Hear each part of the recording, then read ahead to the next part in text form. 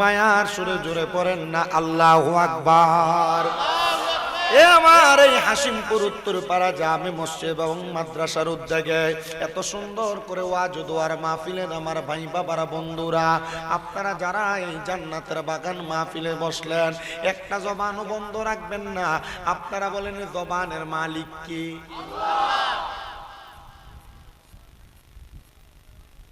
বাড়া কি কম দিয়ে আনছে? সাউন্ড কম দিয়ে না, কানে কোনো সাউন্ড নেই আমার। হ্যাঁ, আর একটু মোহাব্বতের আওয়াজে বলেন আমাদের জবান যিনি দিয়েছেন তিনার নাম কি? আল্লাহ বলেন ওয়াশকুরু নি'মাতাল্লাহি আলাইহিম ইন কুনতুম ইয়াহু তা'বুদুন। আল্লাহ বলে বান্দারে তোমরা আমি আল্লাহর নিয়ামতের শুকরিয়া আদায় করো যদি তোমরা আমি আল্লাহর ইবাদত করো। এবার আপনারা বলেন নামাজ রোজা হজ যাকাত দান সদকা যত রকমের ইবাদত, এই সকল ইবাদত করি আমরা একজনের জন্য, তিনি কি? ওই আল্লাহকে খুশি করার জন্য মুহাব্বতের আওয়াজে আমার আল্লাহ তাআলার কালামে হাকিম কোরআন শরীফের তেলাওয়াত করবে না, জোরে জোরে পড়ে না ও যুবিল্লাহি মিনাশ শাইতানির রাজিম বিসমিল্লাহির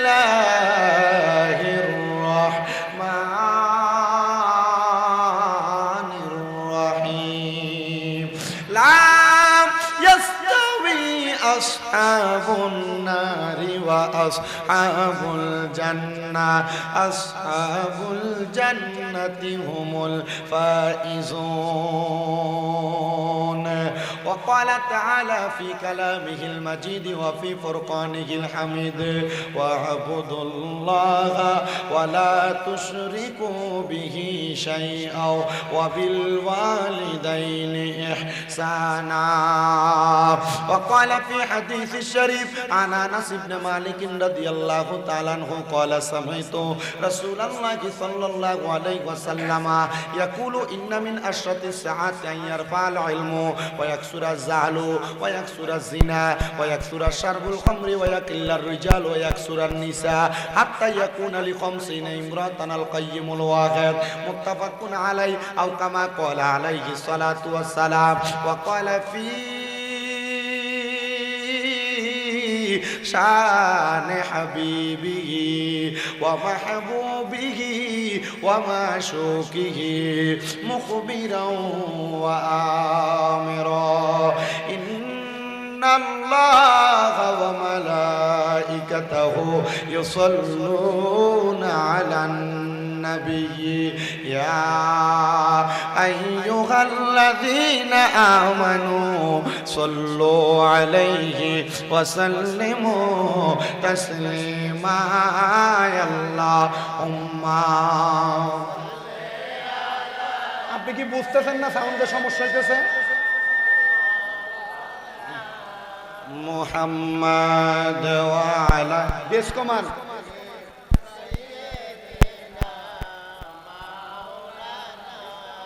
আরেকটু জবান খুলে মুহাব্বতের আওয়াজে পড়েন আল্লাহুম্মা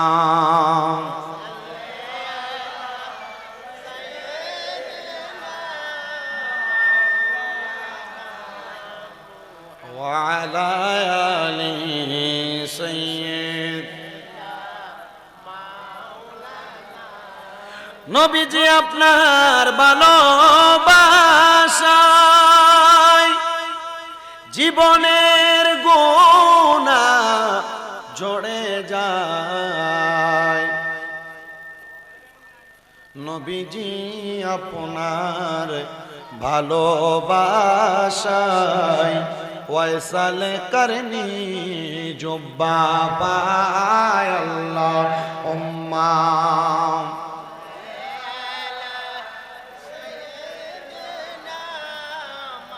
এদিকে মাইক আছে, স্পিকার বন্ধ রেখে মাইক দেন। ওয়া আলা আলি মা ইয়া রাসূলুল্লাহ হাবিবি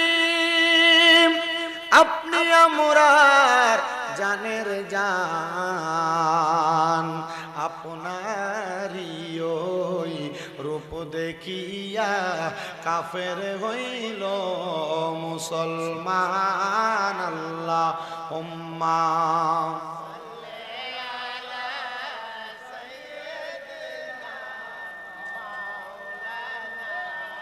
মুহাম্মদ ওয়া আলা আলি মাও জিকির লা ইলাহা ইল্লাল্লাহু লা ইলাহা হাসবি রাব্বি পড়েন হাসবি ও মা ফি কলবি গায়রুল্লাহ নূর মুহাম্মদ সাল্লাল্লাহু লা ইলাহা লা ইলাহা বেশ কমান বেশ লাই আল্লাহ ছাড়া মাবুদ নাই আমার নবীজি ছাড়া উপায় নাই বলেন আল্লাহ ছাড়া মাবুদ নাই আমার নবীজি ছাড়া উপায় নাই ওই নবীকে পাইতে হইলে ওই লে আল্লাহর ওলিদের দয়া চাই লা ইলাহা ইল্লাল্লাহু লা ইলাহা হায়রে নামাজ রোজা সাইরো না কেহ মা বাবার খেদমত চাইরো না আমার নবীর দরুদ বইল না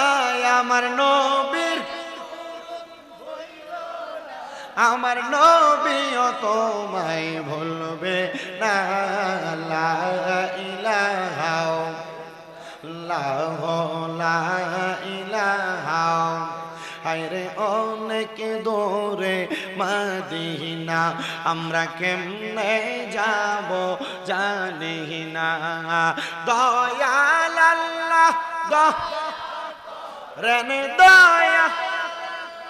চলে না রন নসিব করেন মদিনা লা ইলাহা ইল্লাল্লাহু লা ইলাহা লা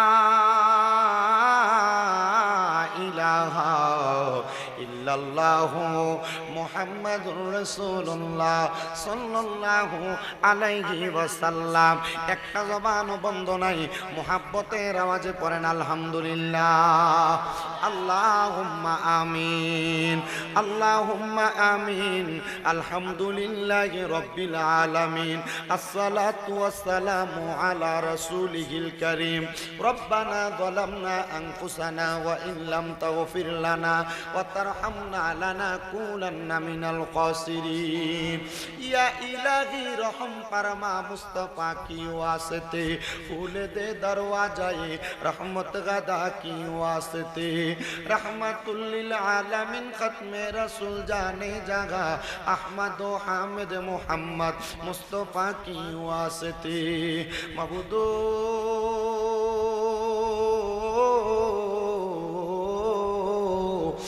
দয়াল আল্লাহ একটু রহমতের নজর করে তাকে দেখেন গো আল্লাহ আল্লাহ এই চাঁদপুর জেলার অন্তর্গত কচুয়া থানাধীনে হাসিমপুর উত্তরপাড়া জামে মসজিদ এবং মাদ্রাসার উদ্যোগে এলাকাবাসীর সুন্দর ব্যবস্থাপনায় এই জান্নাতের বাগান মাহফিল সাজাইয়া আমার সঙ্গে ওলামায়ে কেরাম হুফাজে কোরআন দাড়ি পাকা মুরব্বী বাবারা যুবক নওজোয়ান ভাইয়েরা ছোট্ট ছোট্ট মাসুম বাচ্চারা পর্দার অন্তরালে আমার কত মা বোনেরা আল্লাহ তোমার দরবারে মাপ পাওয়ার আশায় দুইটা হাত বাড়াইছে যার হাত তোমার দরবারে মায়া লাগে পছন্দ হয় ওই হাতের উসিলায় আমরা প্রত্যেকের জীবনের গুনাহ তুমি আল্লাহ ক্ষমা কইরা দাও এরে আমার হাসিমপুর এবং আশেপাশে এলাকার ভাই বাবারা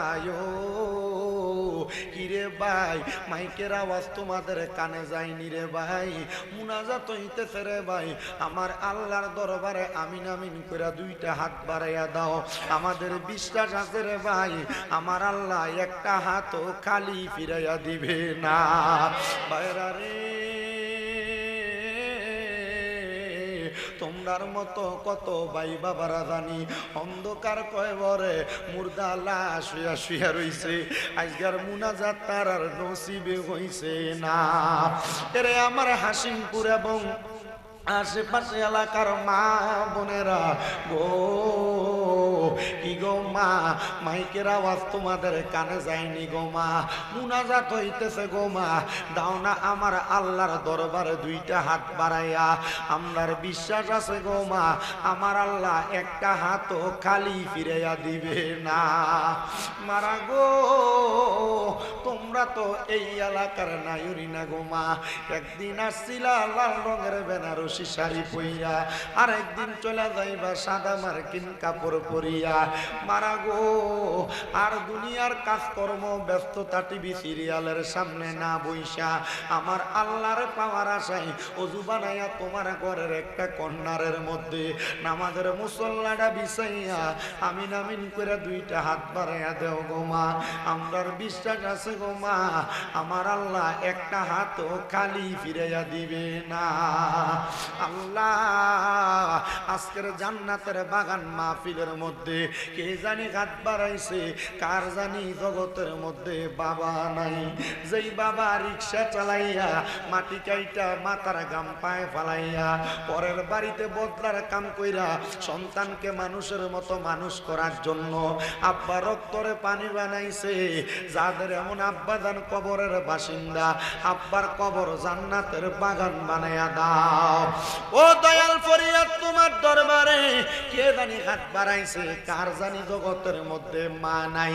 আইরে মা, যেই মারে মা কইয়া ডাকলে কলিজার আগুন পর্যন্ত ঠান্ডা হইয়া যায়। আল্লাহ, যাদের এমন মা দুঃখিনী কবরের বাসিন্দা, আমার কবর নাজাতের ফয়সালা কইরা দাও। আল্লাহ, যারা যাদের মা বাবা বেঁচে আছে হায়াতে তৈয়বা নসিব করো। আল্লাহ ফরিয়াদ তোমার দরবারে, আম্মা আব্বু সুস্থ থাকলে সুস্থতার নিয়ামত দান করো, যাদের মা বাবা বেঁচে আছে খেদমত করার তৌফিক দান করে দাও। আজকের মাহফিলে যারা টাকা দিয়া, পয়সা দিয়া, শ্রম দিয়া, বুদ্ধি দিয়া, পরামর্শ দিয়া, বিশেষ করে সহযোগিতা করেছে, আল্লাহ প্রত্যেকের দান তুমি কবুল মঞ্জুর করে নাও রাব্বুল আলামিন। আল্লাহ, অনেক প্রবাসী ভাইয়েরা বিদেশ থেকে দোয়া চাইছে, আমার প্রত্যেক প্রবাসীদের খাস দোয়াগুলা কবুল মঞ্জুর করে নাও। পর্দার আড়ালে আমার অনেক মা বোনেরা দোয়া চায়, আমার মা বোনদের দোয়াগুলা কবুল মঞ্জুর করো। মনিব ফরিয়াদ তোমার দরবারে গো আল্লাহ, এখানে আমরা যারা হাত বাড়াইলাম প্রত্যেকের দোয়াগুলা কবুল মঞ্জুর করে আমাদের প্রত্যেকের মরণের আগে আখিরি জবানে পড়াইয়া দিয়েন মধুর কালেমা লা ইলাহা ইল্লাল্লাহু মুহাম্মাদুর রাসূলুল্লাহ সাল্লাল্লাহু আলাইহি ওয়াসাল্লাম। একটা জবানও বন্ধ রাখবেন না, জবানটা ছেড়ে দিয়ে উচ্চ কণ্ঠে জোরে জোরে পড়েন আলহামদুলিল্লাহ। আজকের জান্নাতের বাগান মাহফিল হাসিমপুরে হচ্ছে, আপনারা সবাই কি খুশি না বেজার? আলহামদুলিল্লাহ। আল্লাহ তাআলা আমাদের আজকের আশা বসাকে জান্নাতি আশা বসা হিসেবে কবুল করেন, পড়েন আমিন। আপনারা যারা এখান থেকে মানুষকে ধৈর্য ধৈর্য বসাইতেছেন গেইটে, আপনারা যারা ধৈর্য ধৈর্য বসাইতেছেন, কষ্ট করে আপনারাও বসেন, কাউরে ধৈর্য বসানোর দরকার নাই, দেখবেন নিজে নিজে চলে আসবে। আপনারা কষ্ট করে নিজেরা বসেন, কাউকে বসতে বলবেন না। আমার মাহফিলের সিস্টেম হচ্ছে কাউকে আমি বসাইতেও বলি না, দাঁড়ায় থাকলেও বলি না যে বৈশা যায়। আমার সিস্টেম, আমি সুন্দর করে ধারাবাহিকভাবে কথা বলি। আল্লাহ তাআলা কবুল করেন, পড়েন আমিন। মুআজ্জাজ মুহতারাম, মহাপবিত্র ঈদে মিলাদুন নবী সাল্লাল্লাহু আলাইহি সাল্লাম উদযাপন উপলক্ষে হাসিমপুর উত্তর পাড়া জামে মসজিদ ও মাদ্রাসার উদ্যোগে এই বিশাল ওয়াজ ও দোয়ার মাহফিলে সম্মানিত যিনি প্রধান অতিথি আলহাজ মোহাম্মদ শরফুদ্দিন মিয়া সাহেব, বিশেষ করে সম্মানিত সভাপতি জনাব মোহাম্মদ ফরিদ গাজী সাহেব, মাহফিলে প্রধান বক্তার ভূমিকায় মূল্যবান তকরির করবেন, যিনি মুফাসসির কোরআন বিশিষ্ট মেতিয়া ব্যক্তি, সুমধুর কণ্ঠের স্বর হযরত মাওলানা মোহাম্মদ নুরুল হাসান তাওহীদ সাহেব, বারাকাল্লাহু ফি হায়াতি, আল্লাহ যেন হুজুরের হায়াতে বরকত দান করে, পড়েন আমিন। মাহফিলে উপস্থিত আছেন আজকের মাহফিলের ওয়াইজিনে কেরামের আমার বড় ভাই সমতুল্লাহ আলহাজ হযরত মাওলানা বেলায়েত হোসেন আল কাদেরী সাহেব। মাহফিলে উপস্থিত আছেন আপনাদেরই মসজিদের খতিব হযরত মাওলানা মোহাম্মদ মাহাদি হাসান সাহেব সহ আমার ডাইনে বামে সামনে মাইকের আওয়াজ যতদূর পর্যন্ত যাচ্ছে দাড়ি পাকা মুরব্বী বাবা, যুবক নওজোয়ান ভাই, ছোট ছোট মাসুম বাচ্চা, পর্দার অন্তরালের মা বোনেরা, মহান আল্লাহ জাল্লা শানুহু আজকে হাসিমপুরে এত সুন্দর একটা জান্নাতের বাগানে, জান্নাতের পরিবেশে আল্লাহ আমাদেরকে আসার বসার যে তৌফিক দিয়েছেন, যাদের জবান আছে জোশে গোশে মুহাব্বতের আওয়াজে উচ্চ কণ্ঠে পড়ি আলহামদুলিল্লাহ। আপনারা বলেন এই জান্নাতের বাগান হওয়ার কারণে আমরা সবাই খুশি নাকি বেজার? একটু ডান হাত তুলে দেখান তো কারা কারা বেজার। আমরা আসলে কি বেজার? আমি আপনারা একটু বাজায় লইলাম, কারণ আপনারা জানেন আমি মনে হয় এদিকে কোথাও একটা আসছি, হারিসাইল আসছি, এখানেও আসছি না, এনো আসছি, আমি রোডে ঢুকাতেই বুঝছি আমি আসছি। আমি জানি এই এলাকার মানুষ আপনারা ভদ্র মানুষ, মেহমানদারি তো 100%, আচরণে 100%, সব দিক থেকে ভালো। আল্লাহ তাআলা এই জান্নাতের বাগানকে প্রথম থেকে শেষ পর্যন্ত আমি যা বলবো আমারে বলায় আলোচনা শ্রবণ করে সবাইকে আমল করার তৌফিক দান করুন।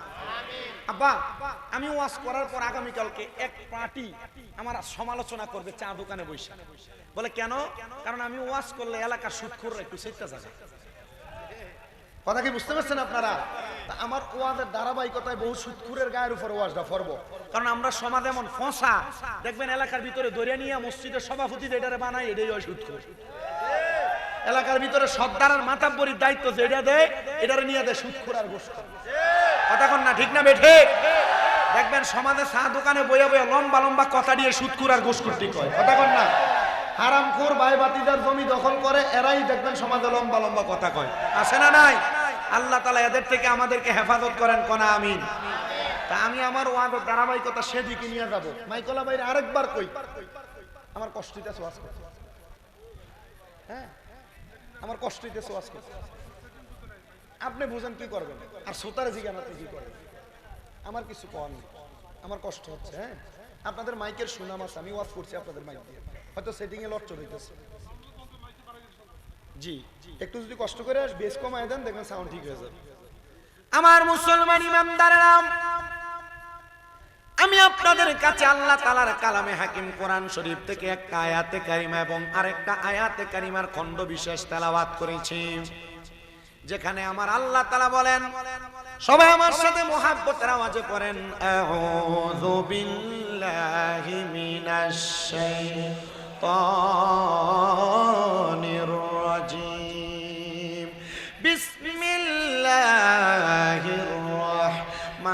রাহমানির রাহিম, লা ইয়াস্তাবি আসহাবুন নারি ওয়া আসহাবুল জান্নাহ, আসহাবুল জান্নাতি হুমুল ফাইজুন।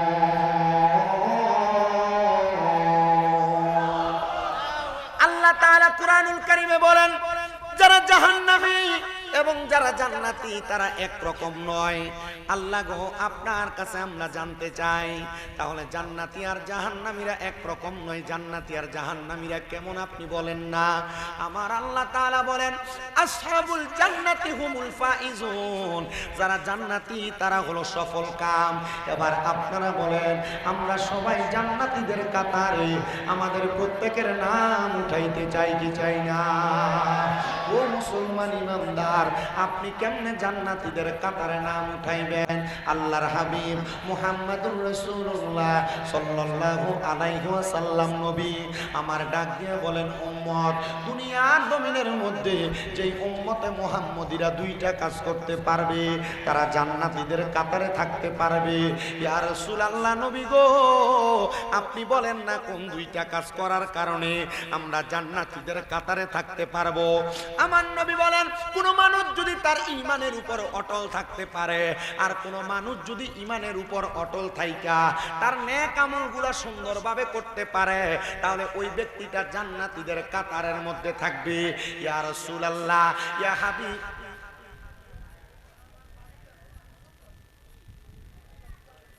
ইয়া রাসূলুল্লাহ,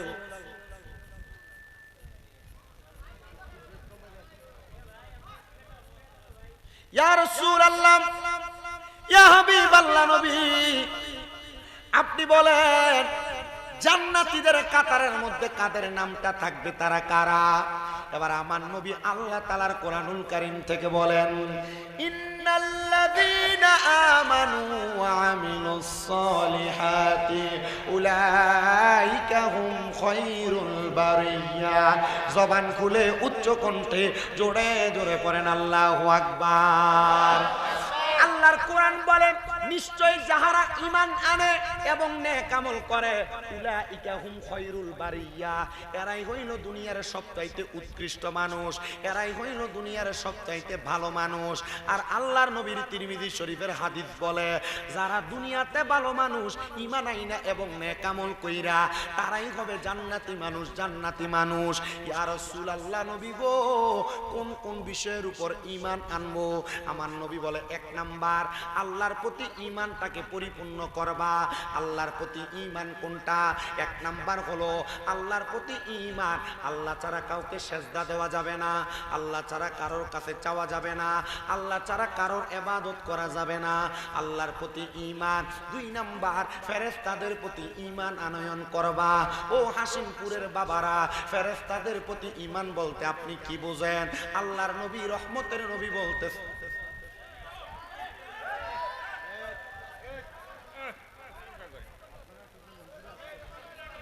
আপনারা কষ্ট, আপনারা কথা বলেন না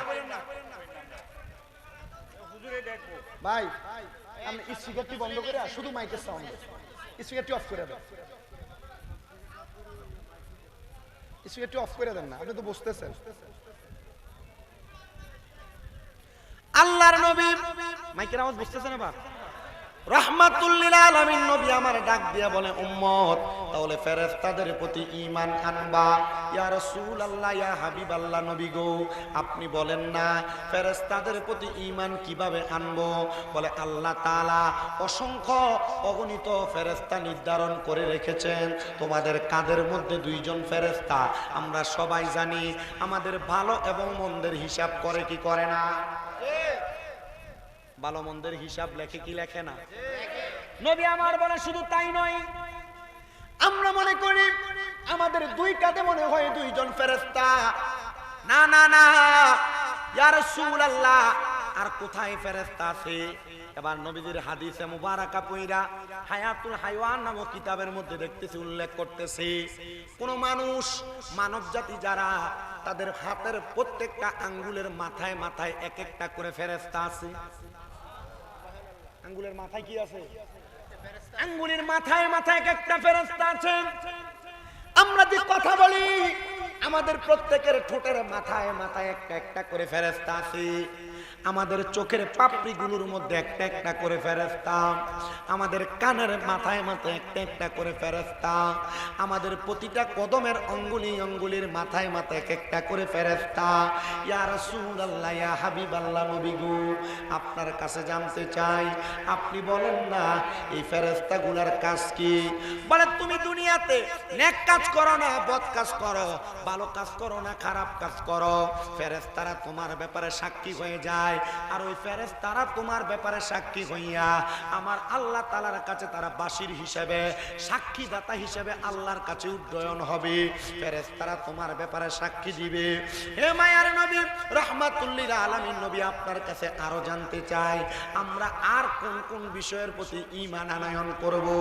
নবী আমার বলে, উম্মতের দলেরা, এরপর তোমরা ঈমান আনয়ন করবা আল্লাহর পক্ষ থেকে নাজিল হওয়া কিতাবের উপরে। ওগো মায়ার নবী, আপনি বলেন না ওই কিতাবের প্রতি ঈমান কেমনে আনে?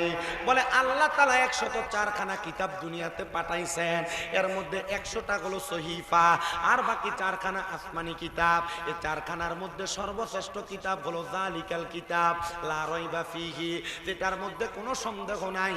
আল্লাহ ওই কিতাবের নাম কি?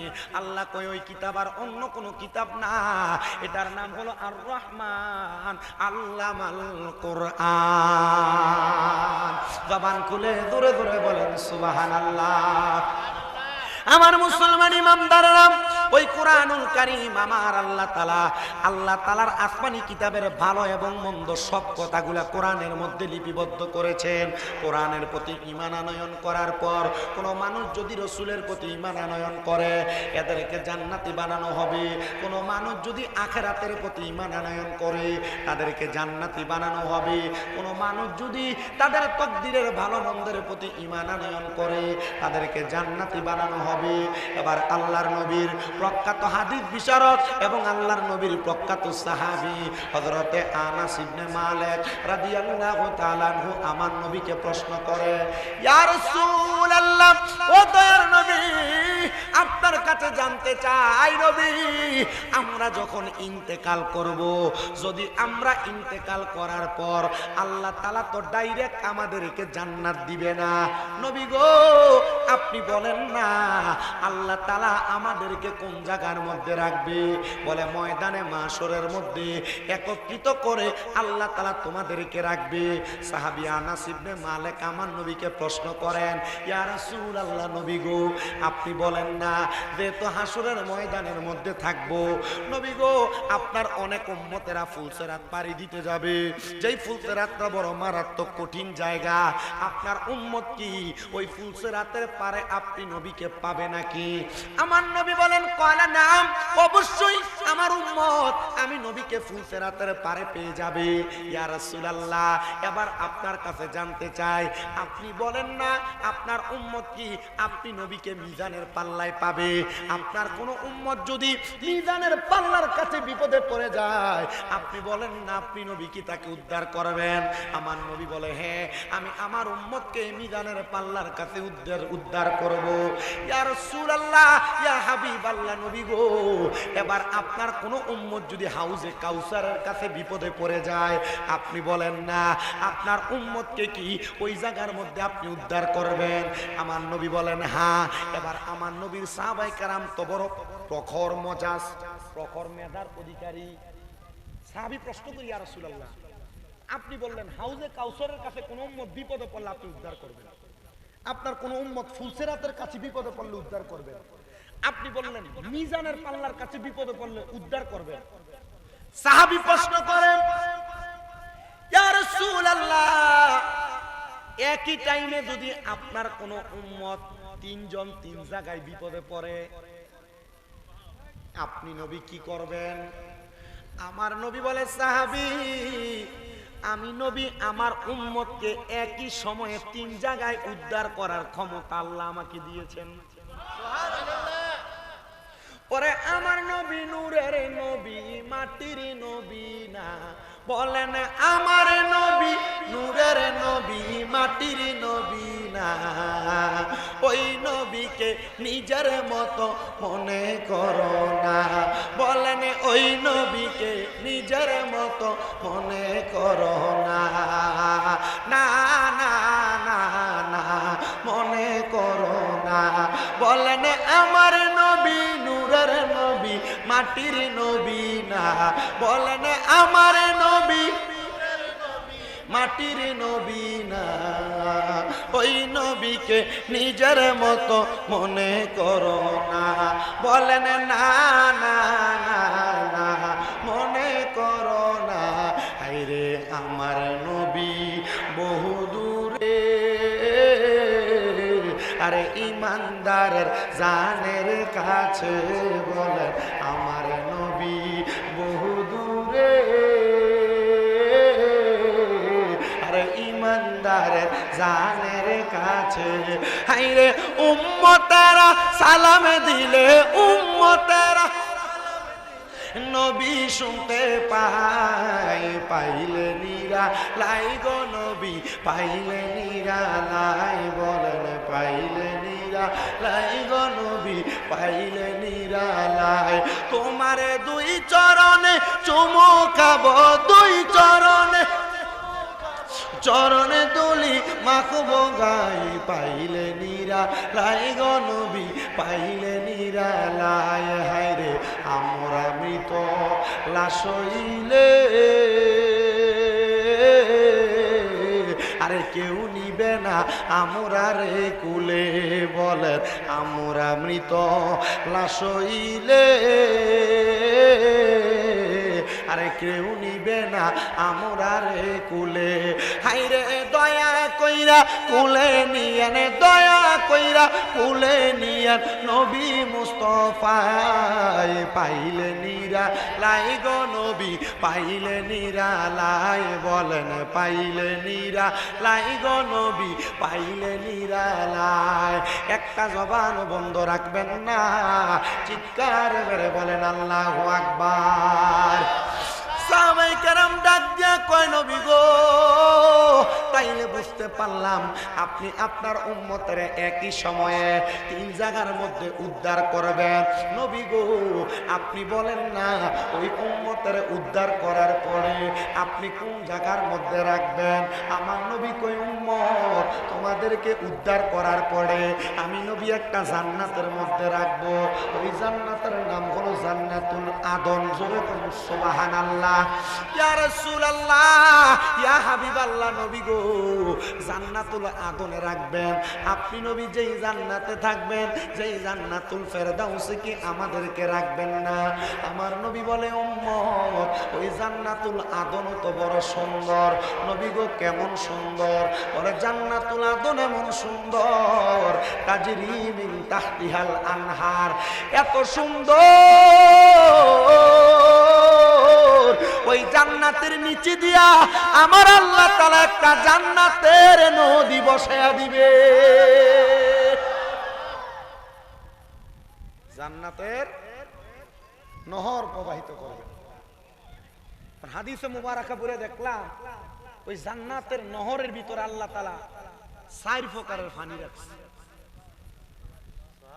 সুবহানাল্লাহ নাই? কচু এলাকার নদী আছে না, গাং গাং আর কি, এখন তো নদী সেটা নাই আমি জানি। খাল, খালের পানি কি কালার 2-3টা না একটা? আল্লাহর নবীর হাদিসে মুবারাকা নবী রাহমাতুল লিল আলামিন নবী বলেন ওই জান্নাতের নদী, নদীর মধ্যে আল্লাহ তাআলা যে জান্নাতের নহর প্রবাহিত করবেন ওই নদীটার নাম হলো র আলিফ জিম বা রজব। মারহাবা কন্যা। ওই রজব নদীর মধ্যে 4 প্রকারের পানি থাকবে। 4 প্রকার। 1 নাম্বার পানি, যেই পানির নাম হলো সারাবাম তাহুরা। সরি 1 নাম্বার পানি, যেই পানির নাম হলো ইন্না আতাইনা কাল কাউসার। মারহাবা কোন? ওই কাউসারের পানি কারা পান করবে? ওগো আল্লাহর হাবিব মুহাম্মদুর রাসূলুল্লাহ সাল্লাল্লাহু আলাইহি ওয়াসাল্লাম নবী, নবী আমার বলেন ওই কাউসারের পানি তারা পান করবে যারা আল্লাহ এবং তার রাসূলের প্রতি ঈমান এনেছে। এবার জানতে চাই এ হাসিমপুরের আমার মুরব্বী সমাজ, হাসিমপুরের আমার যুব সমাজ, হাসিমপুরের ছোট ছোট মাসুম বাচ্চা, পর্দার আড়ালের মা বোনেরা, আপনারা বলেন আল্লাহ এবং রাসূলের প্রতি আমাদের ঈমান আছে না নাই? হুজুর ঈমান আছে, কিন্তু এশারের নামাজটা পড়ি নাই। হুজুর ঈমান আছে, ফজরের নামাজ পড়ি না। ঈমান আছে, যোহর আসর মাগরিবের নামাজ পড়ি না। এটা কি ঈমানদার বলে না? এটা মৃত ঈমান। ঈমান যদি তাজা রাখতে চাও তাহলে আল্লাহ তাআলার ইবাদতের মাধ্যমে ঈমান তাজা রাখো, তাজা রাখো, তাজা রাখো। ইয়া রাসূলুল্লাহ কেমনে তাজা রাখবো আপনি নবী বলেন না? নবী আমার বলে উম্মতের দলেরা ঈমান তাজা রাখার জন্য দুনিয়ার জমিনের মধ্যে তাকাও অবস্থায় একটা গাছের গোড়ালির মধ্যে পানি দেওয়ার কারণে গাছটা যেমন উজ্জীবিত হয়ে যায়, একটা মানুষ ইবাদতের মাধ্যমে ওই মানুষ দুনিয়াতে চলাফেরা করলে ওই ইবাদতের মাধ্যমে তার ঈমান তাজা হয়ে যায়। এ মুসলমান ইমানদার নবীর উম্মতের দলেরা আরেকটু মনোযোগ দেন। তার মানে ওই কাউসারের পানি তারা পান করবে তারা আল্লাহ তাআলার দুনিয়ার জমিনের মধ্যে ঈমানটা পরিপূর্ণ রাখছে। 2 নাম্বার পানির নাম হলো সারাবাম তাহুরা। আপনাদের এলাকার যারা নেশাখোর, যারা মদখোর, যারা ইয়াবাখোর, যারা ফেন্সিডিলখোর, যারা গাঞ্জাখোর, এক কথায় যারা নেশা করে তারা ওই জান্নাতের সারাবাম তাহুরা পান করতে পারবে না। এবার আপনারা বলেন এ হাসিমপুর এলাকা সহ পুরা কচু কচুয়া সহ পুরা চাঁদপুর সহ সোনার বাংলাদেশে নেশাখোর আছে না নাই? আছে। বহু মানুষ বিচার দেয় হুজুর নেশাখোরের জ্বালায় এলাকার ভিতরে কলডি থায় না চুরি করে লয়ে জায়গা। বহু মানুষ বিচার দেয় হুজুর নেশাখোরের জ্বালায় এলাকায় ডেক ডেকসিও বেরিয়ে ঘরের বাইরে দিতে পারে না, চুরি করে আনে গা।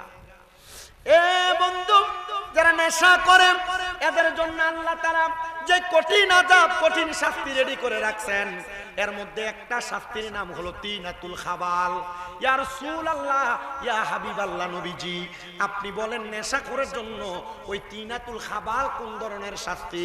আল্লাহর নবী বলতেছেন ওই তিনাতুল খাবাল হলো জাহান্নামীদেরকে জাহান্নামের আগুনের মধ্যে জ্বালায়া পুরায়া যে রক্ত আর পুঁজগুলা জমা হবে, ওই রক্ত পুঁজগুলা দেওয়া হবে নেশাখোরদেরকে খাওয়ার জন্য। খারে নেশাখোর খা, তখন রক্ত আর পুঁজ খাইবা, কবরে গেলে শান্তি পাইবা না, শান্তি পাইবা না। আবার আল্লাহর নবী রাহমাতুল লিল আলামিন নবী বলেন শুধু নেশাখোরদেরকে আল্লাহ তাআলা তিনাতুল খাবাল এগুলা খাওয়াবে না, ওই নেশাখোর যারা নেশা করে মৃত্যুর পরে ময়দানে মাশরে জাহান্নামের শাস্তি যখন পাবে, ওই নেশা করার কারণে তাদের পেটের নাড়ি বুড়িগুলা ফুইলা ফুইলা তাদের মুখ দিয়া, তাদের চোখ দিয়া, তাদের নাক দিয়া, তাদের কর্ণদ্বার দিয়ে দিয়ে বের হবে। নেশা করবা, মন যদি চায় তুমি করতে থাকো, কবরের কঠিন আযাবের সম্মুখীন হবা। কিন্তু আল্লাহর নবীদের মসনদে আহমদের একটা হাদিস আমি পড়া দেখলাম, নবী আমার ঘোষণা করতেছে উম্মতে মুহাম্মদীর দলেরা, গত কয়েকদিন আগে কুমিল্লা আলিয়া মাদ্রাসায় আমাদের কামেল দ্বিতীয় বর্ষে ফিকা বিভাগে হাদিসটা পড়াইতে যাইয়া নেশাখোরদের ইন্তেকালের পরে তাদের জানাজার ইমামতি কারা করবে, নেশাখোরদের ইন্তেকালের পরে তাদের মাটি কোন জায়গায় দিবে, নেশাখোরদের ইন্তেকালের পরে তাদের অবস্থা কেমন হবে, এই মাসালাগুলো পড়াইতে যে আমাদের কুমিল্লা আলিয়ার হেড মুহাদ্দিস আব্দুর রাজ্জাক হুজুর কেবলা উনি বলতেছেন, বাবা নেশাখোরদের এক নাম্বার শর্ত তারা ঈমানদার না, তারা বেঈমান। কি নেশাখোর যারা তারা কি? আল্লাহর হাবিব বলে তিন প্রকার ব্যক্তির ঈমান থাকে না। কয় প্রকার ব্যক্তি? এক নাম্বার, কোন নেশাখোর যখন নেশা করে, এই নেশা করার সময় তার ঈমান থাকে না। নেশাখোর নেশা করার পর কালেমা পড়ে কোন সময়? আর কালেমা পড়ে এ কালিমা ফাললে না পড়তার, যে কালিমা জানে এ নেশার কাছে দিয়ে যায়। দুই নাম্বার, যারা চোর চুরি করে, এ চোরের চুরি করার সময় ঈমান থাকে না। তিন নাম্বার, যারা জেনা করে, জেনা ব্যভিচার করে, তাদের ঈমান থাকে না। হ্যাঁ, চুরি করেন, নেশা করেন, ব্যভিচার করেন, ঈমান থাকে না। কালেমা পড়ার আগ পর্যন্ত তাদের ঈমান ফিরে আসে না। আল্লাহ আমাদেরকে কবুল করেন। কি নেশা করতে না শাস্তি? বলো হুজুর করি তো না, ছাড়মুখী। আপনাদের কষ্ট হইতেছে? আমার হইতেছে, তবু আমি ওয়াজ করতেছি। আপনাদেরকে ওয়াজ শোনাইয়া তারপর বিজয় করি। রাজি আছেন না ইনশাআল্লাহ? আমার পরে যে প্রধান বক্তা খুব সুন্দর বয়ান করে, খুব মনোমুগ্ধকর কথা বলে, আপনারা থাকবেন, বয়ান শুনবেন। তা আমি যাদের কথা বলতেছিলাম তার নাম কি? নেশাখোর। কথা কয় না। কিন্তু আমাদের সমাজে নেশাখোরের ভাইয়া বন্ধু বেশি। এলাকার টাকাওয়ালা পয়সাওয়ালারা দেখবেন নেশাখোরটিরে ভাইয়া বন্ধু বানায়। কারণ কি? বলে দেখবেন নেশাখোরের একটা দুস্তরে যদি মারে 10-15 হুন্ডা চলে আসে তার পক্ষে কথা বলার জন্য। আবার দেখবেন যেডি আইয়ে এডিও নেশাখোর। এবার বলেন এমন নেশাখোর নামক আবর্জনা হাসিমপুর এলাকায় আছে না? অনেকে বড় খুশি হয়েছে, হুজুর ভালো কথা কইছে। এদের কিন্তু সর্দারি বেশি। নেশাখোর যারা সমাজের মানুষ এটির নেতা মানে। আল্লাহ তাআলা আমাদেরকে কবুল করেন, আমিন কম। জান্নাতের নদীর মধ্যে পানি কয় প্রকার? কইলাম মাত্র 2 প্রকারের। আরেকটা পানি আছে, ওই পানির নাম হলো জান্নাতের লাবান। ইয়া রাসূলুল্লাহ, ইয়া হাবিবাল্লাহ, নবী জান্নাতের লাবান মানে জান্নাতের দুধ কারা কারা পান করবে? নবী আমার বলে যারা কোনোদিন পরের হক মাইরা খায় নাই। আমাদের এলাকায় পরের হক খানেওয়ালা ব্যক্তির অভাব নাই। বলে হুজুর কেমনে? দেখবেন আমার ওয়াজটা এমন জায়গায় যাবে, আজকের মাহফিলের বহু মুরব্বীরা এমন পরের হক খানেওয়ালাদের কাতারে পড়ে যাবেন, বহু বাইরা পরের হক খানেওয়ালার কাতারে পড়ে যাবেন, বহু দোকানদাররা পরের হক খানেওয়ালার কাতারে পড়ে যাবেন। এক নাম্বার, আমাদের সমাজে পরের হক খাওয়া হয় মা বাবার মারা যাওয়ার পরে, ভাইয়েরা তাদের বোনের সম্পত্তি বোঝায় দেন। এই এক নাম্বার পরের হক। হাক্কুলি বা বান্দার হক নষ্ট করে। কার হক? পরের হক। বইনের সম্পত্তি বুঝাইয়া দেন না, মা বাপ মরে গেছে গা, 1 লাখ টাকা দিয়ে সিগনেচার লইয়া লাইছেন, কবরে গেলে ফাইল দিবে বলে।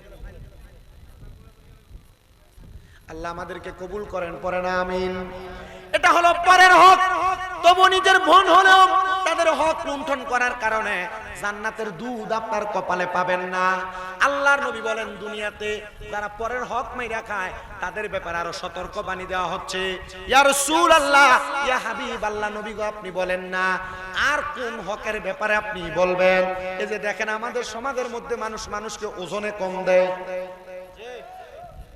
দেয় না? না, ওজনে কম দেওয়া, পরের হক মেরে খাওয়া। 3 নাম্বার, ক্ষেতের গালা কাছাইতে কাছাইতে একাইতে লাইল এখন হাতের বান বানাই লাইছে।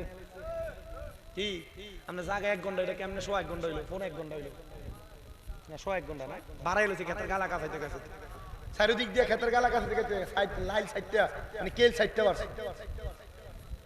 এমন পরের হক খানেওয়ালা ব্যক্তি আছে না নাই? জোরে বলেন, আছে না নাই? রাস্তা দিয়ে হাঁটার সময় মানুষের গাছের আম, মানুষের গাছের বড়ই, মানুষের গাছের ফল ফলাদি ক্ষেতের মধ্য থেকে দৈন্য এবং এই মূলা যেগুলা বলেন এগুলা চুরি করা, এটা কি আসলে কি নিজের হক না পরের হক? পরের হক যারা মেরে মেরে খায়, আল্লাহর নবী বলতেছেন তারা জান্নাতের দুধ, জান্নাতের শরাব পান করতে পারবে না। ইয়া রাসূলুল্লাহ, ইয়া হাবিবাল্লাহ, নবী গো আপনার কাছে জানতে চাই আর কি কি হকের কথা বলেন। আমার নবী বলে 5 নাম্বার হলো জান্নাতের মধু। ওই জান্নাতের মধু তারা পান করতে পারবে না যারা মিথ্যা কথা বলে, যারা ফায়সা কথা বলে, গালিগালাজ করে। দেখবেন আপনার সাথে চলাফেরা করে আপনার বন্ধু, আপনার ভাই, আপনার দোস্ত, এলাকায় এমন অনেক মানুষ আছে কথায় কথায় গালিগালাজ করে, মিথ্যা কথা বলে। আল্লাহর নবী বলে ওই মানুষগুলা জান্নাতের শরাব মধু পান করতে পারবে না। আল্লাহ তাআলা এমন গালি দেওয়া, ফায়সা কথা বলা, মিথ্যা কথা বলা থেকে আমাদেরকে হেফাজত করেন। জোরে পড়েন আমিন। ও মুসলমান ইমানদারেরা, আরেকটু মনোযোগ দিয়ে বয়ান শ্রবণ করার চেষ্টা করবেন। ইয়া রাসূলুল্লাহ, ইয়া হাবিবাল্লাহ, নবী আপনি বলেন না এই জান্নাতের শরাব তো জান্নাতীরা পান করবে, তাহলে ওই জান্নাতি ব্যক্তিরা জান্নাতের মধ্যে কতদিন থাকবে? আল্লাহর নবী আল্লাহর কোরআন থেকে বলেন, খালিদিনা ফিহা, ওই জান্নাতে তারা চিরস্থায়ী বাসিন্দা হয়ে থাকবে। চিরস্থায়ী বাসিন্দা হয়ে জান্নাতে থাকবে। আপনি জান্নাতে যাবেন, বের হওয়ার সুযোগ নেই। আল্লাহর নবী বলেন শুধু তাই নয়, এ খালিদিনা ফিহার পর একটা শব্দ ব্যবহার হয়েছে, আবাদা। মারহাবা কোন? মারহাবা। খালিদিনা ফিহা আবাদা, এ জান্নাতে শুধু তারা থাকবে না, তারা জান্নাত থেকে বের হতে চাইবে না। ওই জান্নাতের মধ্যে তারা চিরস্থায়ী বাসিন্দা হয়ে থাকবে। ইয়া রাসূলুল্লাহ, ইয়া হাবিবাল্লাহ, নবী এবার আপনি বলেন না জান্নাতের মধ্যে যে তারা চিরস্থায়ী বাসিন্দা হয়ে থাকবে, ওই জান্নাত কেমন? জান্নাত বড় সুন্দর। আল্লাহর নবী বলেন একটা স্বর্ণের ইট, একটা রূপার ইট দিয়া, মাঝখানে লাল জামারুত ইয়াকুত পাথর দিয়া জান্নাতটারে আমার আল্লাহ তাআলা সুন্দর করে বানাইছে। ও মায়ার নবী, ওই জান্নাতের মধ্যে কারা কারা থাকবে? আগে একবার পরিচয় দিয়েছে ইমানদার আর নেককার যারা। এবার আয়াতের শেষের দিকে বলতেছে রাদিয়াল্লাহু আনহুম ওয়া রাদুআন, ওই জান্নাতে তারা থাকবে যারা আমার আল্লাহকে সন্তুষ্ট করেছে এবং আমার আল্লাহর প্রতি সন্তুষ্ট হয়েছে। মানে যারা আল্লাহর প্রতি খুশি আর আমার আল্লাহ যাদের প্রতি খুশি, তারাই ওই জান্নাতের মধ্যে থাকবে। আল্লাহ তারা কারা?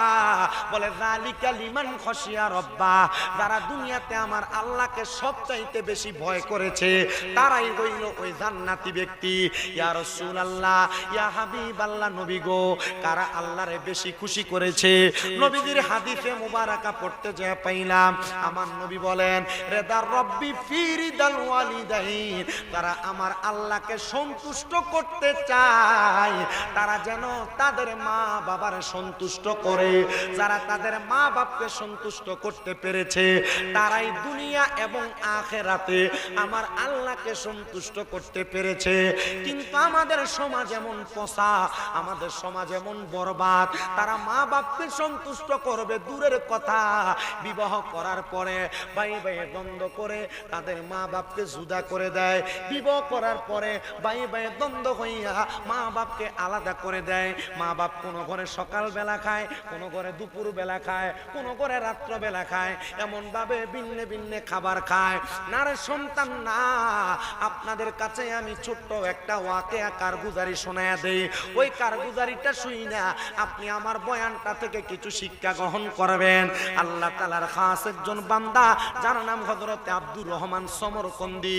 হযরত আব্দুর রহমান সমরকন্দি রাহমাতুল্লাহ আলাইহি বলেন, আমি আব্দুর রহমান সমরকন্দি আল্লাহ তাআলার ইবাদত নফল নামাজ পড়তে বড় পছন্দ করতাম। হুজুর নফল নামাজ কেন পড়তেন? নফল নামাজ একটা কারণে পড়তাম, কারণ আমার আল্লাহর নবী বলেছেন তারা 5 ওয়াক্ত নামাজের পাশাপাশি বেশি বেশি নফল ইবাদত করে আমার আল্লাহ তাআলা ওই বান্দাটাকে আর আল্লাহর বান্দা রাখেন না, ওই বান্দাটাকে আমার আল্লাহর বন্ধু বানায় নেন। আল্লাহ কি বানান? এই আপনারা বলেন তো আমরা সবাই আল্লাহর বন্ধু হতে চাই কি চাই না? কারা কারা চান একটু ডান হাত তুলে দেন। মাশাআল্লাহ সবাই মনে হয় না, সবাই চান, হাত নামান, হাত নামান। হুজুর আল্লাহর বন্ধু হতে চাই, নামাজটা ভালো লাগে না। আল্লাহর বন্ধু হতে চাই, রোজাটা ভালো লাগে না। আল্লাহর বন্ধু হতে চাই কিন্তু পর্দা লাগে, পর্দার তলে যায় খায়। কথা বলেন। আল্লাহর ওলি হযরত আব্দুর রহমান সমরকন্দি বলেন, হে জগতের মানুষ, আমার কাজ ছিল নফল ইবাদত করা, আমি নফল ইবাদত বেশি বেশি করতাম। তো একদিন গভীর রজনীতে আমি নফল নামাজের নিয়ত করে আল্লাহু আকবার বলে দাঁড়ায় গেলাম। দাঁড়ানোর পরে আমি নামাজটা পরিপূর্ণভাবে শেষ করলাম। নামাজ আদায় করার পরে আমার চোখের মধ্যে একটু ঘুম ঘুম ভাব আসতেছে। আমি চিন্তা করলাম যদি নামাজের মুসল্লা থেকে আমি আমার বিছানার মধ্যে চলে যাই আমার ঘুমটা বেশি চলে আসবে। আমি এই কথা চিন্তা করে আমি যেই নামাজের মুসল্লার মধ্যে নামাজ আদায় করি ওই মুসল্লার মধ্যে আমি ঘুমায় গেলাম। আমি মুসল্লার মধ্যে ঘুমানোর পরে হঠাৎ করে আমি দেখতে পাইলাম আল্লাহর একজন খাস বান্দা, আল্লাহর একজন নেককার বান্দা, যিনি বসে বসে বসে বসে জান্নাতি নিয়ামত সুন্দর একটা থালের মধ্যে করা সুন্দর দামি দামি ফল ভক্ষণ করতেছে, আরামদায়ক ফল খাবার ভক্ষণ করতেছে। যখন খারাপ ভালো ভালো ফল ভক্ষণ করে আমি তাকে প্রশ্ন করলাম, এই আল্লাহর বান্দা, এত সুন্দর ফল এত সুন্দর খাবার, যে খাবার আমি দুনিয়াতে দেখি নাই, আপনি কোন জায়গায় বসে বসে এত সুন্দর নিয়ামত ফল ভক্ষণ করতেছেন? আল্লাহর বান্দা আমারে ডাক দিয়ে বলেন, এটা আর অন্য কোনো জায়গা না, এটা আর অন্য কোনো জায়গা না, এটা হলো জান্নাত। জান্নাতের মধ্যে আল্লাহ তাআলা আল্লাহর প্রিয় বান্দাদের জন্য সুন্দর বালাখানার ব্যবস্থা করে রেখেছে। যেমন ভাবে আপনারা এই জান্নাতের বাগানে বসেছেন, মাহফিল কমিটি আপনাদের জন্য তাবারুকের ব্যবস্থা করেছে। আর আপনারা দুনিয়াতে জান্নাতের বাগান মসজিদে বসে ইবাদত করবেন, নফল ইবাদত করবেন, আর আল্লাহ তাআলা ওই ইবাদতের কারণে আপনার জন্য জান্নাতে বালাখানার ব্যবস্থা করে রেখেছে। জোরে বলেন সুবহানাল্লাহ। এ মুসলমান ইমানদারেরা একটু মনোযোগের সাথে বয়ানটা শ্রবণ করার চেষ্টা করবেন। আব্দুর রহমান সমরকন্দি ডাক দিয়া বলতেছে, হুজুর ওগো বাবা, আপনি বলেন না এই জান্নাতি নিয়ামত আপনি কেন পাইলেন? বলে অন্য কোনো কারণে না, আমার একটা নেক সন্তানের কারণে। কি বলেন? নেক সন্তানের কারণে কবরে জান্নাতি খানা পাওয়া যায়। এ মুরব্বীরা, এ যুবকেরা, এ পর্দার অন্তরালের মা বোনেরা, আপনারা যারা আপনাদের সন্তানদেরকে মোবাইলে টিকটকের মাধ্যমে ভিডিও গানের মাধ্যমে নাচানাচি শিখান, মোবাইল চালানোর মাধ্যমে তাদেরকে অশালীনতা শিখান, বিয়ের মধ্যে ডিজে পার্টির কনসার্টের মধ্যে গান বাজনা করান, সন্তানদেরকে নাচতে দিয়া দেন, মনে রাখবেন এই সন্তান আপনার জাহান্নামী হওয়ার কারণ হয়ে দাঁড়াবে। আপনি বলবেন আফসুস, আফসুস আমার সন্তান আমার জাহান্নামী হওয়ার কারণ। ও মুসলমান ইমানদারেরা, নবীর উম্মতের দলেরা, আল্লাহর হাবিব সাল্লাল্লাহু আলাইহি ওয়াসাল্লামের আশিক আব্দুর রহমান সমরকন্দি বলেন, আমি ওনাকে প্রশ্ন করলাম, আপনার কোন সন্তানের কারণে আপনি জান্নাতীদের অন্তর্ভুক্ত আর জান্নাতি নিয়ামত পাইতেছেন? উনি বলেন, আমি আমার একটা সন্তানকে দুনিয়াতে জন্ম দেওয়ার পরে আমার সন্তানের বয়স যখন মাত্র 3 মাস, আমি মৃত্যুর শয্যায় ছিলাম, মৃত্যুর সাথে পাঞ্জা লড়তেছি। আমার স্ত্রী আমার মৃত্যুর বিছানায়, সাকরাতুল মাউতের বিছানায় বসা। আমার স্ত্রীকে আমি বললাম, হে আমার স্ত্রী, আমার সন্তানের বয়স মাত্র 3 মাস, কিন্তু আমার সন্তানটার পরিপূর্ণ দায়িত্ব আমি বাবা পালন করতে পারবো কিনা জানি না, তবে তুমি আমাকে একটা ওয়াদা করো, আমার সন্তানটাকে তুমি স্ত্রী একজন হুফাজে কোরআন মানে আলেম বানাইবা, কোরআনুল কারীম মুখস্থ করায়া আমার সন্তানটাকে আলেমী দ্বীন বানাইবা। আমার স্ত্রী বলেছে, স্বামী, আপনার আদেশ মান্য করা আমার জন্য শিরোধার্য। আপনি যেহেতু বলেছেন আমি আপনার সন্তানটাকে আলেম বানাবো, এবার মা জননী যেমন কথা তেমন কাজ, এই কথা বলে আমি দুনিয়ার জমিন থেকে ইন্তেকাল হয়ে কবরে চলে আসলাম। আসার পরবর্তী সময় আমার স্ত্রী আমার সন্তানটাকে সুন্দর করে পড়ালেখা করে আলেমী দ্বীন বানাইছে। জগতের মানুষ, আমার সন্তান যেই দিন কোরআনুল কারীম শিক্ষা গ্রহণ করে আমার কবরের সামনে আইসা রব্বির হামহুমা কামা রব্বায়ানি সগীরা ওয়া কুর রব্বির হামহুমা কামা রব্বায়ানি সগীরা বইলা দোয়া করেছে। আমার আল্লাহ তাআলা আমার সন্তানের দোয়ার বরকতে আমার কবরটাকে নাজাতের ফয়সালা করে দিয়েছে। আব্দুর রহমান সমরকন্দি বলেন, আমি তার প্রশ্ন করলাম, যে সন্তানকে তুমি তোমার চোখ দিয়ে দেখে আসছো কিন্তু তারা মানুষ বানাও নাই, শুধু তোমার সন্তানটাকে দুনিয়ার জমিনের মধ্যে রাইখা আসছো, তোমার স্ত্রী তোমার সন্তানটাকে আলেমী দ্বীন বানানোর কারণে তোমার সন্তান দুনিয়ার জমিনের মধ্যে আলেম হওয়ার পর তোমার জন্য দোয়া করেছে। ও বাবা, আমি আসার পর বড় খুশি হইলাম। হাসিমপুর এলাকার মানুষ তাদের মক্তবঘরের উপরে সুন্দর একটা মাদ্রাসা করবে। আমি চিন্তা করলাম এলাকার সন্তানরা মাদ্রাসাতে পয়রা হুফাজে কোরআন হবে, আলেমী দ্বীন হবে। আহারে, হাসিমপুর এলাকার কবরবাসীর কবরের আযাব আল্লাহ চিরতরের জন্য মাফ করে দিবে। কারণ কি, হাদিসে মুবারাকা পয়রা দেখলাম আল্লাহর নবী বলতেছে, দুনিয়ার জমিনের মধ্যে কোন সন্তানের মা বাবা যদি দুনিয়াতে একটা আলেম তৈরি করে আসে আর ওই আলেম যদি ওই এলাকার উপর দিয়ে হাঁটে, হাঁটার কারণে আল্লাহ তাআলা ওই এলাকার কবরের আযাব 40 দিনের জন্য মাফ করে দেয়। তো আপনারা তো আলেম তৈরির কারখানায় বানাইবেন হাসিমপুরে। আমি বড় খুশি হয়ে গেলাম। এবার ওই আলেমী দ্বীন আব্দুর রহমান সমরকন্দি ডাক দিয়ে বলতেছেন, আমি জিজ্ঞাসা করলাম, এখন আপনার সন্তানকে আলেম হওয়ার পর তার কর্মকাণ্ড ঠিকভাবে করে, আলেম হয় কথা সত্য, আলেম হওয়ার পর কর্মকাণ্ড ঠিক থাকে না। আব্দুর রহমান সমরকন্দি বলে, জগতের মানুষ, আমি ওই ব্যক্তিকে প্রশ্ন করার পর সে আমারে জবাব দেয়, হ্যাঁ হ্যাঁ হ্যাঁ, আমার সন্তান আমার ওয়ারিসের সম্পত্তি পাইয়া সেই জায়গার মধ্যে সে এলাকার মানুষদেরকে এলমে দ্বীন প্রচার করে এবং তাদেরকে এলমে দ্বীন শিখায়। আর ওই শিক্ষা গ্রহণ করার কারণে আল্লাহ তাআলা আমার কবরের মধ্যে দৈনন্দিন আল্লাহর নাজ নিয়ামত দিয়ে ভরপুর করে। বলেন সুবহানাল্লাহ। ও মুসলমান ইমানদারেরা, একটা বার চিন্তা করে দেখেন, এত নাজ নিয়ামত আল্লাহ তাআলা কেন হযরতে আল্লাহর বান্দার কবরের মধ্যে দিয়ে দেয়? একমাত্র একটা সন্তানকে আলেমী দ্বীন বানানোর কারণে। আব্দুর রহমান সমরকন্দি বলে, আমি এবার আল্লাহর দরবারে সিজদায় পড়ে গেলাম, আল্লাহ গো, যদি একজন ব্যক্তিকে তার সন্তান আলেম হওয়ার কারণে তার কবরের মধ্যে জান্নাতি নিয়ামত দিতে পারেন, তো আমি তো আপনার একজন বান্দা, আমি যদি দুনিয়ার জমিনের মধ্যে এলমে দ্বীন অর্জন করি, আমিও তো কবরে যাওয়ার পর জান্নাত পাবো। এবার আপনারা বলেন, আমরা যদি এলেম অর্জন করি, আমাদের সন্তানদেরকে এলেম অর্জন করায়, আমরা যদি কোরআন পড়ি, আমাদের সন্তানদেরকে কোরআন পড়ায়, আমরা যদি হাদিস পড়ি, আমাদের সন্তানদেরকে হাদিস পড়ায়, আমার আল্লাহ তাআলা আমাদেরকেও জান্নাত দিতে পারে কি পারে না? সবাই একটু দূরে সরে পড়েন, আল্লাহুম্মা সাল্লি আলা মাদনা বিয়ানা মাওলানা মুহাম্মদ, আল্লাহুম্মা সাল্লি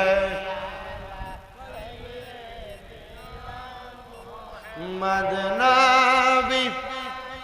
শাফিয়ানা মাওলানা মুহাম্মদ জগৎ পাগল কাবার জন্য কাবা পাগল মাবুদের আমার মাবুদ আশিক নবীর জন্য নবী পাগল উম্মতের আল্লাহুম্মা সাল্লি জোরে সাইয়্যিদানা মুহাম্মদ নাবিয়ানা মাওলানা মুসলমান আল্লাহকে রাজি খুশি করার কারণে আমার আল্লাহ তাআলা আর কেমন পুরস্কার দেয় আপনাদেরকে আমি কি দিয়া বুঝাবো। একটু মনোযোগ দিলে আরেকটা ওয়াকিয়া শুনলে আপনারা বুঝতে পারবেন। জিনার নাম হলো হযরতে আব্দুর রহমান মুসলিম হযরতে আব্দুল্লাহ মারুফ কারখী রাহমাতুল্লাহ আলাইহি। তিনি বসবাস করতেন ইরাকের জমিনে। তিনি বলেন, জগতের মানুষ রে, আমি দুনিয়ার জমিনের মধ্যে থাকা অবস্থায় দুইজন ব্যক্তির সাথে আমার সাক্ষাৎ হয়েছে। এই দুইজন ব্যক্তি আমার আল্লাহ তাআলার সঙ্গে প্রেমের কানেকশন লাগায়া দুনিয়া এবং আখিরাতকে সুন্দর করেছে। হে আব্দুল্লাহ মারুফ কারখী, ওই দুইজন ব্যক্তির পরিচয় আপনি বলেন না। তিনি বলেন, এর মধ্যে একজন হলো যার নাম হলো হযরতে রুসাইফা, যিনি কাজ হইল নামাজ পড়তেন আর গোপনে গোপনে গুহার মধ্যে বসে বসে আল্লাহর নবীর দুরূদ আদায় করতেন। কি করতেন? নামাজ পড়তেন আর নবীদের উপর দুরূদ আদায় করতেন।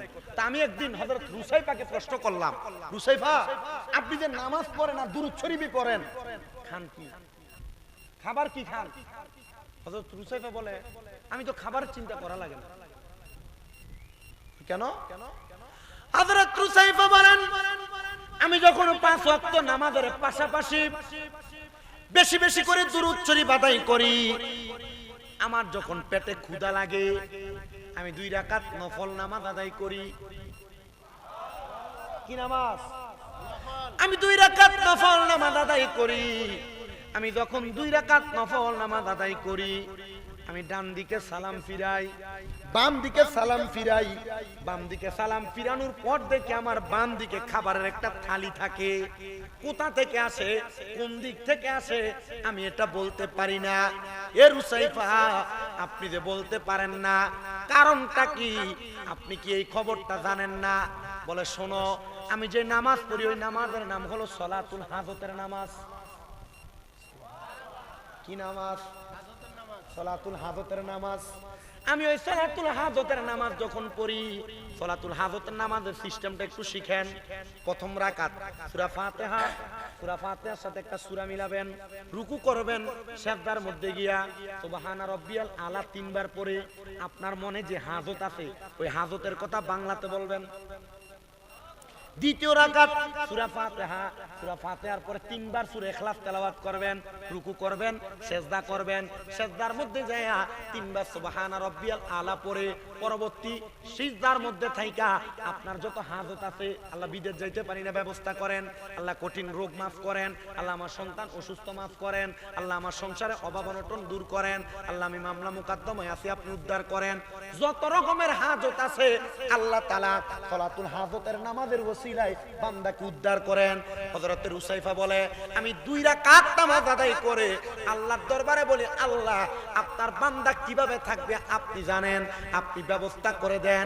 আর আমার আল্লাহ তাআলা আমি রুসাইফারে ওই সময় 2 রাকাত নামাজ আদায় করে ডান দিক থেকে বাম দিকে সালাম ফিরানোর পরে আমার বাম দিকে অসংখ্য সুন্দর সুন্দর খাবারের ব্যবস্থা করে দেয়, আর আমি সেই খাবারগুলা ভক্ষণ করি। হযরত রুসাইফা বলে, আমার এই কথা শুনে তোমরা অবাক হইও না। ও আব্দুল্লাহ মারুফ রুসাফি, আমার একজন ভাই আছে, তার কাছে তুমি চলে যাও। সে তো দুনিয়ার কোনো খাবার খায় না, সে তো আমার নবীদের হাত মুবারকের জান্নাতের খাবার খায়। শুনিয়া হইলাম পাগল আমরাই অদমে, ইয়া রাসূলুল্লাহ শুধু নাম শুনি কানে, বলেন ইয়া রাসূলুল্লাহ শুধু। আরে শুনছনি রে জংলার পাখি, আরে কেন করো ডাকা ডাকি, আইরে জঙ্গলাতে বসিয়া বুঝি দেখছো নবীরে, জঙ্গলাতে থাকিয়া বুঝি দেখছো নবীরে। ইয়া রাসূলুল্লাহ শুধু নাম শুনি কানে বলেন ইয়া রাসূল, নাম শুনি কানে, আইরে নাম শুনিয়া হইলাম পাগল, নাম শুনিয়া হইলাম পাগল আমরা আশেকে। ইয়া রাসূলুল্লাহ শুধু নাম শুনি কানে, আইরে শোন শুনি রে জঙ্গলার পশু, আরে কেন করো ডাকা ডাকি, আইরে জঙ্গলাতে তাকিয়া বুঝি দেখছো নবীরে, জঙ্গলাতে তাকিয়া বুঝি দেখছো নবীরে। ইয়া রাসূলুল্লাহ শুধু নাম শুনি কানে বলেন ইয়া রাসূলুল্লাহ শুধু নাম শুনি কানে। হযরতে আব্দুল্লাহ মারুফ রুসাফি হুসাইফার ভাইটার কাছে যায় বলে, তোমার ভাই বলেছে তুমি নাকি দুনিয়ার কোনো খাবার খাও না, তুমি নাকি জান্নাতি খাবার খাও। এ আল্লাহর বান্দা, তুমি কোন জান্নাতি খাবার খাও? উনি বলেন, আমার যখন পেটের ক্ষুধা লাগে আমি আমার নবীজির উপর দরুদ পড়ি, সাল্লাল্লাহু আলাইকা ইয়া রাসূলুল্লাহ, আসসালাতু ওয়াসসালামু আলাইকা ইয়া রাসূলুল্লাহ, সাল্লু আলাল হাবিব, এই দুরূদ শরীফগুলা পড়ি। বলে তাইলে খাবার পাও কেমনে? বলে একদিন আমি দুরূদ শরীফ পড়তে পড়তে আমার ঘরের মধ্যে আমি হেলাম দিয়া ঘুমায়া গেলাম। আমি ঘুমানোর পরে গো হঠাৎ করে দেখতে পাইলাম আমার ঘরের মধ্যে 5 জন ব্যক্তি হাজির হয়ে গেছে, যাদের চেহারা বড় সুন্দর, যাদের চেহারা বড় নুরানি। আমি তারার দেখে প্রশ্ন করলাম, কারা গো আপনি, আপনাদের পরিচয় কি? ওনাদের মধ্য থেকে একজন আমারে ডাক দিয়া কয়, আমি হইলাম বেলায়েতের সম্রাট, আমার নাম হলো হযরতে আলী কাররামাল্লাহু ওয়াজহু। এ নবীর সাহাবী, আপনি কেন আমার ঘরে আগমন করলেন? বলে এমনে এমনে আগমন করি নাই, আমি একা আসি নাই গো, আমার পেছনে তাকায় দেখো, আমার ডাইনে হযরত আবু বকর সিদ্দিক, আমার বামে হযরত উসমান বিন নুরাইন, আমার পেছনে হযরত ওমর ইবনে খাত্তাব, এবং আমার পেছনে এবং 4 জনের মাঝ বরাবর একজন দাঁড়ায় আছে। তিনি আর কেউ না তিনি হইল আখির জামানার পয়গম্বর মুহাম্মদুর রাসূলুল্লাহ সাল্লাল্লাহু আলাইহি ওয়াসাল্লাম। জোরে বলেন সুবহানাল্লাহ। ইয়া রাসূলুল্লাহ, ও মায়ার নবী গো, আপনি কেন আমার ঘরের মধ্যে আসলেন? আমি নবীর পাগল, আমি নবীর উম্মত, তুমি তো আমি নবীরে বড় ভালোবাসো। যখনই পেটের মধ্যে ক্ষুধা লাগে আমি নবীর প্রতি দুরূদ শরীফ আদায় করো। আমি নবী জানি একটা ইমানদারের ক্ষুধা নিবারণ করে তার ইমানি খাদ্য হলো নবীর দুরূদ, আল্লাহর জিকির। এই জন্য আমি তোমার কাছে বলতেছি, তুমি যেহেতু আমি নবীর প্রতি দুরূদ পড়তেছো, আমি নবী মদিনাতুল মুনাওয়ারা থেকে তোমার ঘরে আইসা তোমারে আহার করাইতে হাজির হয়েছি। উনি বলেন, আমি দুরূদ শরীফ পড়তে পড়তে ঘুমায় গেলাম। ঘুমানোর পর রহমতের নবী আমার ঘরে দেখলাম, নবীজির আসকান মুবারকের ভিতর থেকে আমার নবী একটা খেজুর বের করছেন। ওই খেজুরটা বের করে আমার নবীজি আমার মুখে দিচ্ছেন। আমি খেজুর খাইতে খাইতে আমার ঘুম ভেঙে গেছে। দেখছেন কি স্বপ্ন? দেখছে কি? উনি বলেন, আমি ঘুম ভাঙার পরে আমার মুখ থেকে খেজুরের বিচিটা বাইর করে দেখছি। নবীজি ঘুমের ঘরে স্বপ্নে যাদের আসে তারা নবীজির দিদার পাওয়া যায়। মারহাবা কন্যা মিয়া। আচ্ছা, আপনারা চিন্তা করে দেখেন তো, রহমতের নবী, মদিনার কামলিওয়ালা দয়াল নবী, নূরানী নবী, রহমতের নবী, হেদায়েতের পথ দেখানোওয়ালা নবী, ওই নবী যদি আমাদেরকে দুনিয়ার জমিনের ভিতরে এত সুন্দর নেয়ামত দিতে পারে, আমরা ওই নবীর আশেক, ওই নবীর প্রেমিক হইয়া খুশি না বেজার? আচ্ছা, এবার আসেন, ওই নবীরে খুশি করার জন্য আপনি হাজার চেষ্টা করেন, পাইতাম না আপনার মারে বাদ দেন। ওই নবীরে খুশি করার জন্য আপনি অনেক চেষ্টা করেন, আপনার আব্বা আপনার কাছে 10 টাকা চাইয়া নেওয়া লাগে, কোন দাম আছে? আরো কষ্টের বিষয় কি শুনবেন? আপনাদের এদিক দিয়ে যখন আমি ঢুকছি রোড থেকে, এক ফলাক হুজুর, বাপ মায়ের প্রতি সন্তান যে মর্যাদা, এ ওয়াজ তো বহুত করেন হুজুর, এই সন্তানের হক কাজে মা বাপ ঠিক মতো আদায় করে না, এ ওয়াজ একটু করেন। এত ওয়াজের মূল গোড়ার ধরছে। আসলে তো মা বাপরে কষ্ট দিলে খোদা পাবেন না, খোদা খুশি হবে না, খোদা বেজার হবে। এই ওয়াজ আমরা সব মৌলবি সাহেবরা করি, সব হুজুররা করি। মা বাপ যদি সন্তানের দায়িত্ব পালন না করে এই মা বাবার অবস্থা কেমন হবে? এবার আসেন, মা বাপ সন্তান জন্ম দেওয়ার পর একটা মা বাবার 5টা দায়িত্ব। কন্যা কথা কন্যা কয়টা? 1 নাম্বার, কোন মা বাপ যখন সন্তান জন্ম দেয়, মা বাবার দায়িত্ব সন্তান জন্ম নেওয়ার পর তার কানে আজান দিয়ে দেওয়া। কিছু করার নেই ভাই, আপনারা বুঝতেছেন। আমি চালাই দিতেছি, আমারও কষ্ট হইতেছে। আমি কালকে মাহফিল করছি কুমিল্লা হোম না, আমি আমার লগের ফলাফান্ডি করছি। এমন মাইক হইলে আমি 3-4 ঘন্টা ওয়াজ করলাম, আমার কিছু হইতো। আপনাদের অলরেডি মাইকও ভালো আমি জানি, কিন্তু হ্যাঁ বেড়া আজকে কিটা লড়ছর করে বেড়া ভাই। হ্যাঁ কে কইছে এটা? ইউটিউবের মাইকের লেগে সমস্যা, আমরা আজীবন ওয়াজ করি না। ইউটিউবের মাইকটি খুললা দিব, সাউন্ডটা যদি পরিপূর্ণ ঠিক না হয় এরপর তোমরা কইও কিতা কইও। খোলেন এটি খোলেন, আমার ওয়াজের শেষের দিকে একটু খুললা দেন। আর একটু ফোন লাগবে না, খোলেন, অসুবিধা খুললা না, এগুলোর কারণে সমস্যা হয়। তাহলে 1 নাম্বার দায়িত্ব কি? কানে কি করা? আজান দেওয়া। 2 নাম্বার দায়িত্ব কোন সন্তানের সুন্দর একটা নাম নির্ধারণ করা, মারহাবা কন্যা। 3 নাম্বার দায়িত্ব কোন মা বাবা সন্তান জন্ম দেওয়ার পর ওই সন্তানের জন্য মা বাবা 7 দিনের মাথায় আকিকা দেওয়া, 3 নাম্বার দায়িত্ব। 4 নাম্বার দায়িত্ব ওই সন্তানকে মা বাবা নাম রাখার পর তার মাথার চুল 7 দিনের মাথায় মুন্ডে দেওয়া, কামাইয়া দেওয়া। এটা মা বাবার কি দায়িত্ব। 5 নাম্বার দায়িত্ব ওই মা বাবা তার সন্তানকে কুরআনুল কারীম শিক্ষা গ্রহণ করানো। কয়টা দায়িত্ব হইল? মা বাপ তার জমি বোঝাই দিব, এটা কি মা বাবার দায়িত্ব নাকি? তো ফলাতে কোন সুখে কথা কইছে কথা আমি বলছি। অবশ্যই জায়গা জমির ভাগ হইছে, কোন বাইরে বেশি দিয়ে দিছে আর একটা কম দিছে। তবে মা বাপ সন্তানের প্রতি ইনসাফ করা, কি করা? ইনসাফ করা, এটাও মা বাবার দায়িত্ব। কিন্তু যদি আপনি ইনসাফ না করেন এটার জন্য মা বাবা আল্লাহর কাছে জবাবদিহিতা করবে। আপনারা কি কথা বুঝতে পারছেন? আপনাদের কাছে আবদার এতটুক, আপনারা এতটুক মাথায় রেখেন, আপনারা যারা সন্তান আছেন মা বাবার দায়িত্ব আপনি পালন করবেন। মা বাবা আপনারা জায়গা জমি দেখ আর না দেখ, আপনি যদি আপনার মা বাবার পেছনে 1 দিরহামও খরচ করতে পারেন তাহলে আমার আল্লাহ তাআলা এই 1 দিরহামের বিনিময়ে আপনাকে লক্ষ কোটি টাকার মালিক বানাবেন।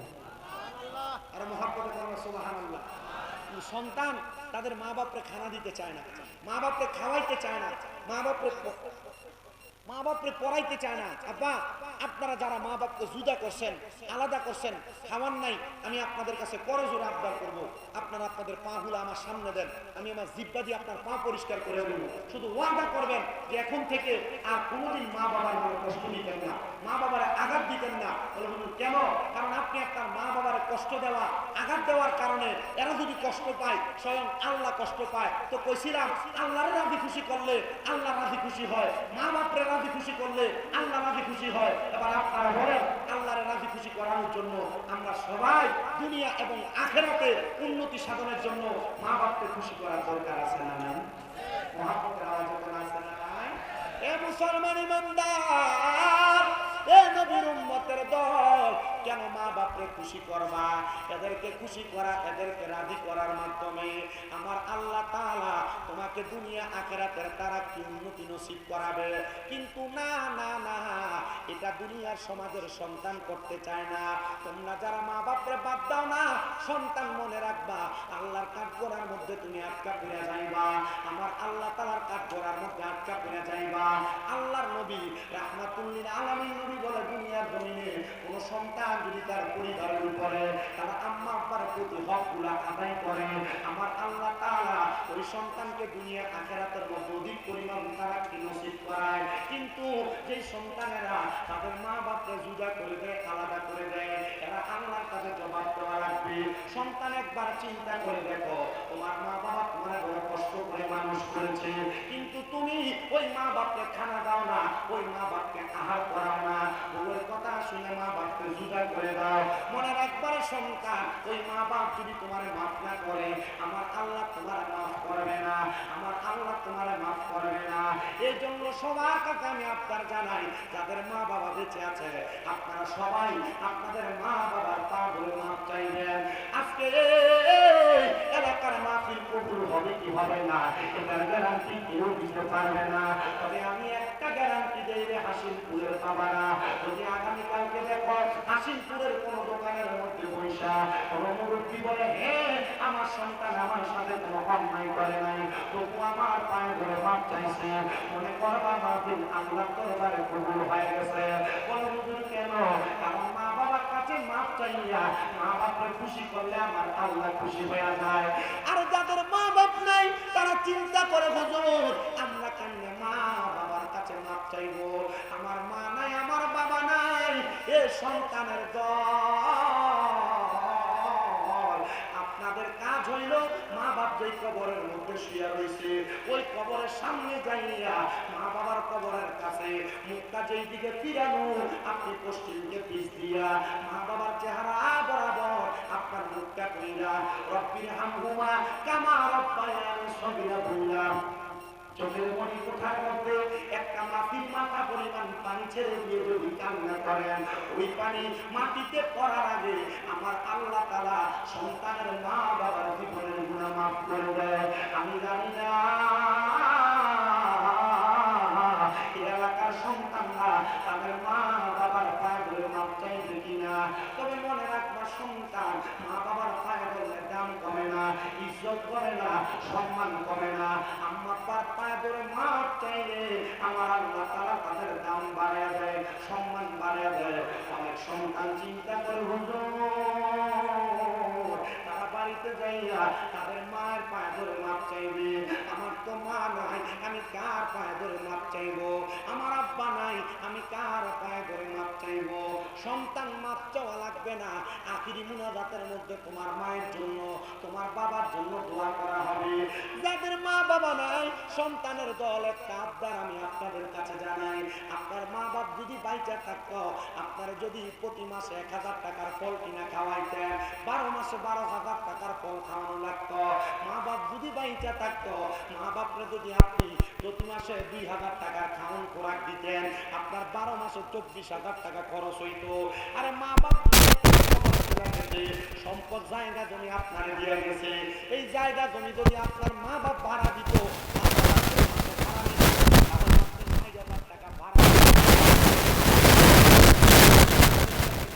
কিন্তু মা বাপ কবরের বাসিন্দা, সন্তানের দল।